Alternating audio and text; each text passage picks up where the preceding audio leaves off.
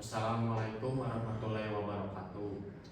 Di sini kami dari kelompok 2 akan menjelaskan mengenai alat monitoring tegangan berbasis IoT. Baik, selanjutnya perkenalan anggota. Di sini ada saya Hanif Muhammad Adaha. Selanjutnya Perkenalkan, saya Muhammad Iqbal Pratama. Saya Dara Fitria. Saya Rangga Muhammad Alwi Fariansyah. Oke, lanjut. Selanjutnya ada tujuan yang akan dibacakan oleh Dara. Tujuan dari proyek kelompok kami adalah proyek alat monitoring tegangan pada PLTS atau pembangkit listrik tenaga surya dari handphone adalah sebuah inisiatif yang bertujuan untuk memantau dan mengukur tegangan dan arus listrik yang dihasilkan oleh sistem pembangkit listrik tenaga surya. Alat ini dirancang untuk dapat dioperasikan melalui handphone sehingga memudahkan pengguna untuk memantau kondisi dan kinerja PLTS secara real time. Selanjutnya ada pun komponen yang dibutuhkan. Yang pertama yaitu sensor tegangan, voltage sensor modul. Yang kedua microcontroller ESP32 atau Arduino dengan modul Wi-Fi tambahan. Yang ketiga platform IoT Thingsboard. Yang keempat jaringan internet di router untuk menghubungkan perangkat ke internet.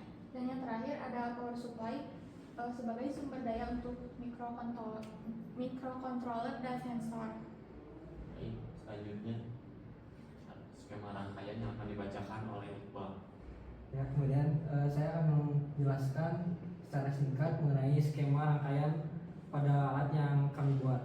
Untuk skema rangkaian, seperti yang telah disebutkan, kami menggunakan sensor modul ESP32, kemudian modul sensor tegangan. Untuk tegangan yang digunakan tegangan DC. Sensor ini mampu mendeteksi tegangan mulai dari 0 sampai 25 volt. Kemudian untuk pengetesan kali ini kami menggunakan baterai 9 volt. Untuk menghubungkan sensor kepada sensor modul ESP32, terminal S kami hubungkan kepada terminal D34 pada ESP32. Kemudian untuk negatifnya dihubungkan dengan terminal ground pada modul ESP32. Kemudian untuk sistem dan ground pada output sensor kami hubungkan kepada baterai yang nantinya akan diukur tegangannya.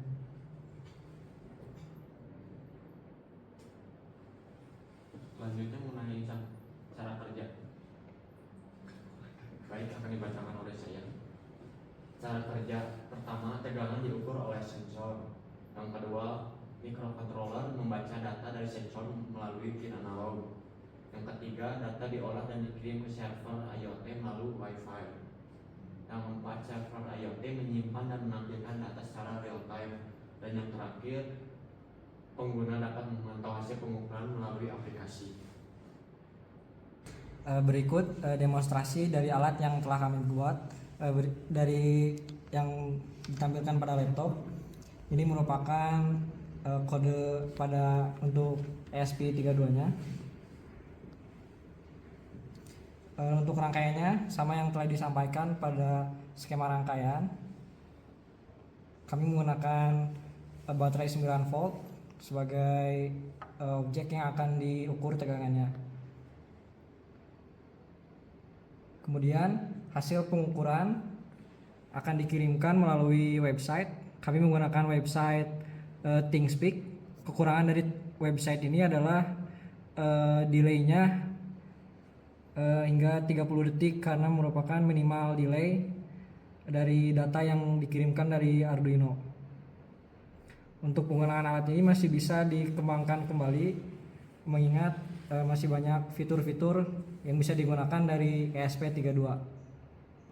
Selanjutnya ada kelebihan dan kekurangan dari alat yang kami buat. Kelebihan, pemantauan real time. Salah satu kelebihan utama adalah kemampuan untuk memantau arus secara real time dari jarak jauh. Ini memungkinkan pengguna mengetahui kapan saja saja dan di mana saja tanpa perlu berada langsung di lokasi. Yang kedua, pengelolaan energi yang lebih baik. Dengan pemantauan tersebut, pengguna dapat mengidentifikasi pemborosan energi, mengoptimalkan pengguna listrik, dan mengurangi biaya operasional, terutama di lingkungan atau pengguna komersional.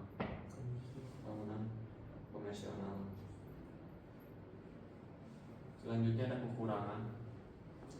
Selanjutnya, kekurangan dari alat yang kami buat ini, yang pertama ada keterbatasan koneksi internet. Sebagian besar alat monitoring berbasis IoT ini bergantung pada koneksi internet untuk mentransmisikan data secara real time.